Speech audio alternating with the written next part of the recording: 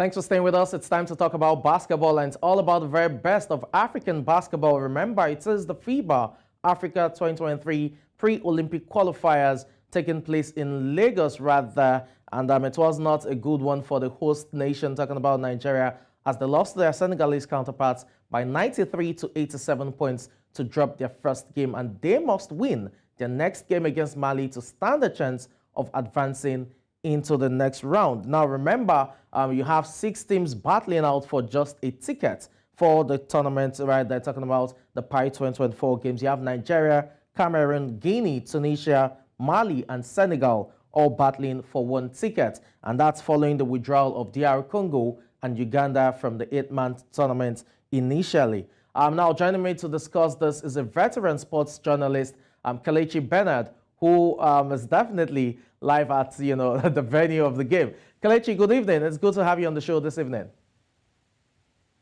Yeah, good evening. Thank you so much, Samson. Thank you. Point of correction, I'm not a veteran journalist.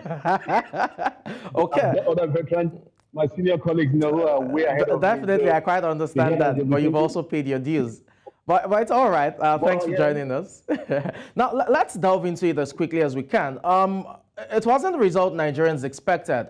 What's the atmosphere like? I know you were at the venue even before the game. What was the atmosphere like right there? And after the game, what was the reaction of the fans?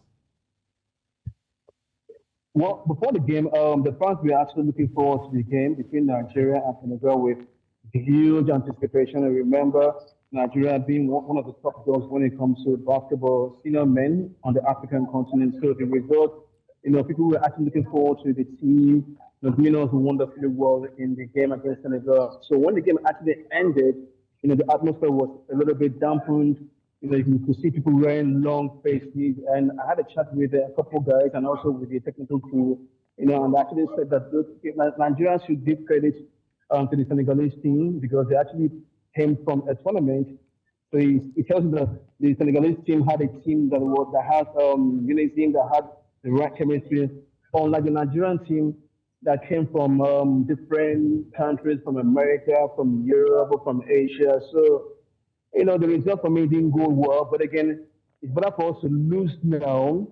Let's have our backs against the wall, then rebound effectively in the game against Mali, and maybe subsequently get to take the sole ticket to the main Olympic qualifying tournament. But remember, this is a very, very tough route. After the game, the winner also gets to play in another Olympic basketball qualifying tournament, and it tells you how tough it is. Okay, you touched on the chemistry of the team. You said the Senegalese are coming off a competition, so it looks like they have a bit of chemistry going for them. Unlike the Nigerian side that needed to group in a very short while with players coming from various parts of the world. Now, is that the reason for the loss, or what do you think are the reasons for the loss? That those who think it has to do with turnovers, it has to do with ball movement, taking care of the ball. What exactly went wrong for the Tigers, I beg your pardon, of Nigeria? I get it for you. Basketball and football mixing. I get it. But again, you can't take away the fact that the Nigerian team actually came together in a short period. I said it earlier, the Senegalese team actually prepared, and they came from a tournament.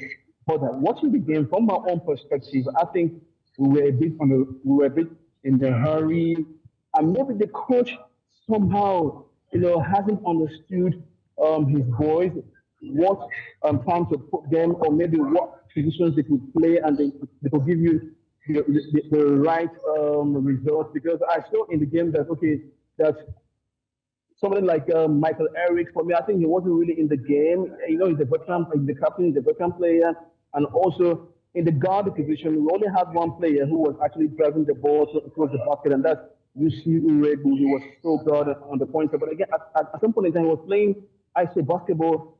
At the time, he should share the ball. I'm not trying to blame him or blame Eric or blame the coaching team, but that's my own understanding that, we had issues with boxing out.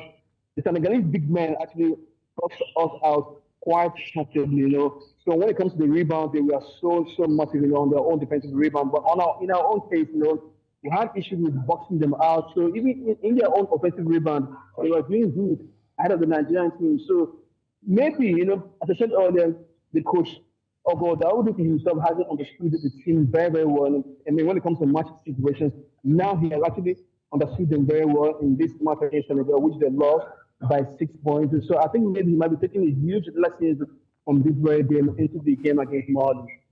Okay, I'm talking about the game against Mali because we need to look ahead now. As the saying goes, you do not cry over spilled milk. The game against Mali is a must-win game to even stand a chance to qualify. What changes do you expect the coach should bring, either in terms of personnel or tactical setup, for us to have a chance to win against Mali? Okay, personally, for me, I think the coach for me needs to bring some changes, in terms of the team. The team will be